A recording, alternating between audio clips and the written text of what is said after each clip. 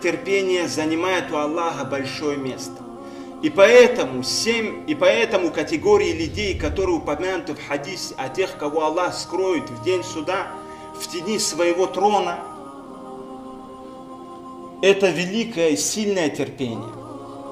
Правитель, который справедлив в том, что он дает, в своем правлении, в том, что он в своем довольстве и в своем гневе. Потому что кто может остановить правителя, если он правит? Юноша, который поклоняется, проводит свою юность поклонения Аллаха и удерживает себя от страстей. Мужчина, который постоянство проявляет в мечети. Человек, который тратит свое имущество, дает садака и скрывает его. Скрывает, несмотря на то, что хочется, чтобы об этом узнали. Это терпение тяжелое. Человек, которого позвали к прелюбодеянию, несмотря на то, что зовущая обладала красотой и обладала почетом, он отказывает. Те, кто полюбили друг друга ради Аллаха, встречаясь и расставаясь. И человек, который сплакал из страха пред Аллахом, и никто об этом не знал. И эти виды терпения являются одними из самых трудных видов терпения. И поэтому одно из самых больших наказаний в день суда получат те,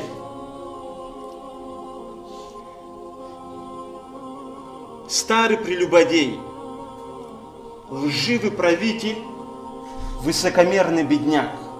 Потому что то, что побуждало их к этому, это было очень слабым фактором. И проявить терпение было очень легко. Однако они его не проявили. Понятно, когда к прелюбодеянию стремится молодой человек, в нем есть страсть. Понятно, когда лжет человек, который не имеет силы. Однако какая есть нужда в том, чтобы лгал правитель?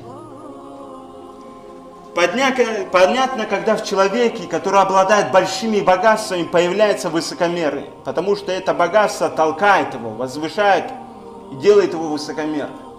Однако этого нету в бедном. И когда каждый из них, несмотря на то, что побуждающий к этому греху фактор был очень слабый, и терпение было легко проявить, и они сделали это, несмотря на это указывает на то, что эти люди на самом деле восстают против Аллаха.